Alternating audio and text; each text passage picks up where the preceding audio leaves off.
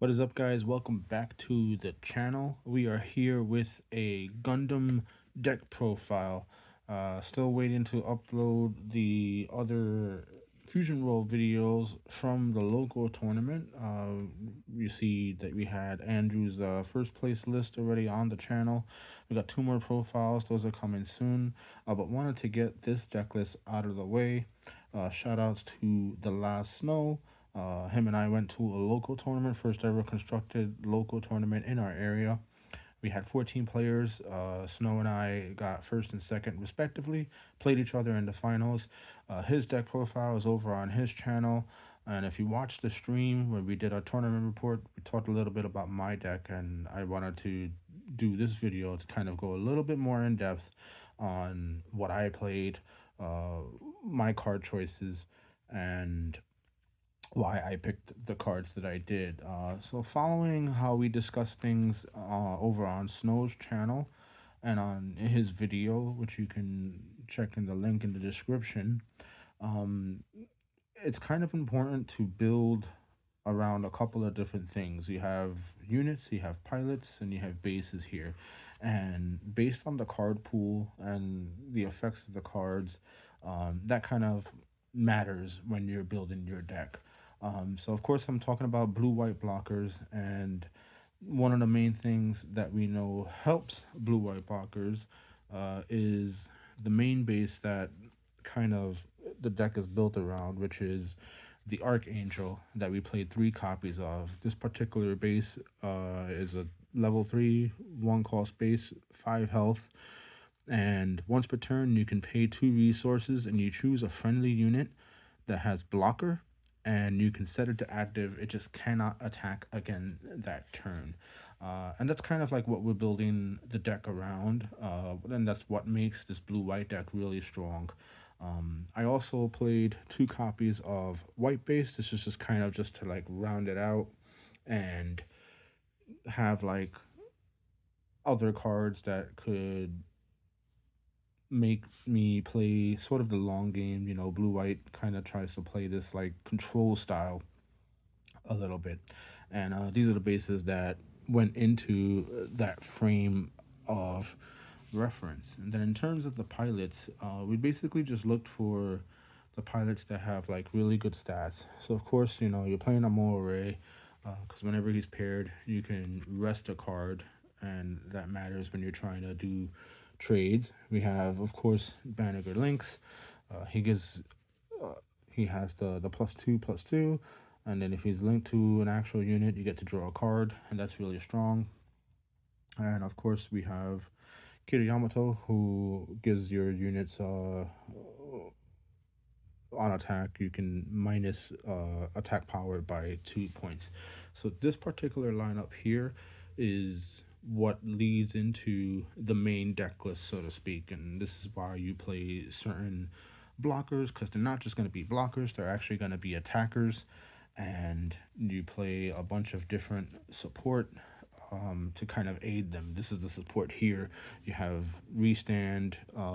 If you don't see this, you have this to kind of give you additional bodies to trade into your opponent's cards, and then you have your pilots to give them different stats or different effects based on whether it's a rest, whether you can draw a card on a proper link, but the +2/+2 is here, or minusing your opponent's cards there. So that's kind of where we're at with this list here. Sorry about that, guys. I'm not going to redo this video because it's late at night and I'm tired. So that's kind of like what we have here. We have those pilots, we have these bases, and we'll get into the actual units that we played. So starting off with the curve, so to speak, we have Zawart, level 2, 2 cost card for 3/2. He is a blocker, but he can't attack directly. So you basically use this card to kind of trade into your opponent's units if you can. Otherwise, it's just a really good statted blocker. You know, for 2 mana for a 3/2 is really good. One of the main blockers that I like is Gundam the Fifth. Even though he's a level 3, it's a 2 cost 2/4, so that 4 health comes up and makes him really strong on the defensive end. And in terms of like a pure attacker on the 2 mana stat, even though it's level 3, Rizal is just insanely well statted. It is a essentially it is a 2 cost 4/3, and then if you put like a Banneker Lynx on it, he's a 6/5, which is really strong for 2. Um, Not much more can be said about it. The card pool is really small, so vanillas like this tend to shine really well because there's such a small card pool. Going up on some of the higher level cards, we have 2 copies of Angsha. This is more just to kind of get rid of threats. Ping a dude arrested unit for 1 damage. Sometimes that's enough to get a trade in where you get rid of a card off a minimal investment. Again, you could ping something for 1. If you have Kira on a particular if you have Kira on a particular unit, you can swing into it, minus a 2 AP, so you're not taking a lot of damage back. And that's what we do with like the trade economy here. Of course, we got Gramps, as everyone affectionately calls this card. It's level 4, 3 cost, 3/4. The repair 2 is really strong, but the main thing is during the pair, on your turn, all your units get AP +1. Again, if you're doing like Kira tricks or any other type of battles, you can minus a guy too. Your guys become stronger, and it just works out. With the trade wars. We have Perfect Strike as another just really good blocker and a well statted attacker. And then it also allows you to bounce a card on deploy if you can't get rid of a card and they're at 1 HP, you can just bounce it back to their hand. Sometimes that's enough to like change the entire flow of a game. And then in terms of higher drops, of course, Ale Strike. Ale Strike is probably one of the best cards in the game right now, especially when you pair it with Akira Yamato. Those effects going off at the same time, whether it's the paired, where you can choose an enemy unit with a 4 or less HP and return it to its owner's hand, or attacking with the Kira attached into it. It's really strong. The other one that we're gonna pair with Kira, of course, you have Freedom. Freedom Gundam is one of the best white cards in the game. Ridiculously well statted blocker, and then you have the once per turn during a pair when you pair a pilot with this unit, or when you one of your other white units, you can choose one enemy unit and it gets -2 attack power during this turn. So you can pair it with Kira. They get an addition 2. You swing into it. It's another addition 2. Sometimes you just make them a 0 and you just trade into it. And it's just really good.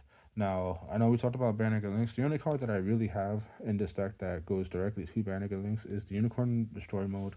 I mostly use the Banneker just to kind of like give things ridiculous stats. Rizal was an example I used before. You can even put Banneker on like a Gundam the Frith, and the +2/+2 makes it a 4/6 blocker, which is like ridiculously strong. So that's something that comes up. Those are kind of like the quote unquote plays that you want to make with your pilots on these type of ships, just to give them really good stats to trade into your opponent's cards.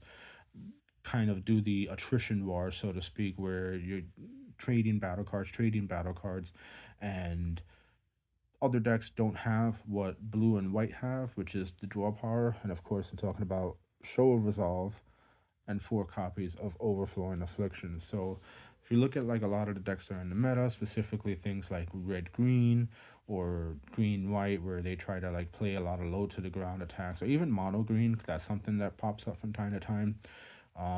You will always have more of a hand than they do, because if you do the attrition war and you're doing the trades properly, their hand size is going down, their battle cards are going down, and then you recoup your draw power with these cards, and then you're able to kind of like build your board back up again, so to speak. And that's kind of like where we're at with this deck. There's so many different variations. If you watch Snow's channel, he had a little bit of a different build. You can tell that this is a little similar. We played some similar cards, maybe a couple of different cards additionally. Like he was on the -3 attack extra, which that's cool. I was a fan of that card with the previous build because that was just the starter deck meta, but now that we have like additional cards, certain concessions had to be made and I cut it.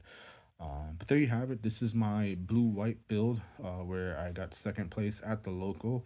Um, very, I had a very good time. My matchups were not easy. You know, I played a blue white deck round one. Round two, I played against a red green.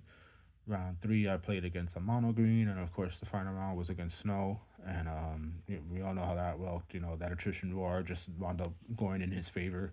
I ran out of steam, and he was able to just keep punching through and eventually just get through the game. And that's kind of like where the game is at right now. There's a lot of trades, a lot of back and forth, kind of like an actual war, so to speak. So I think it's very fitting. But that's my profile. I hope you enjoyed it. I hope you, if you have any questions, leave them in the comments.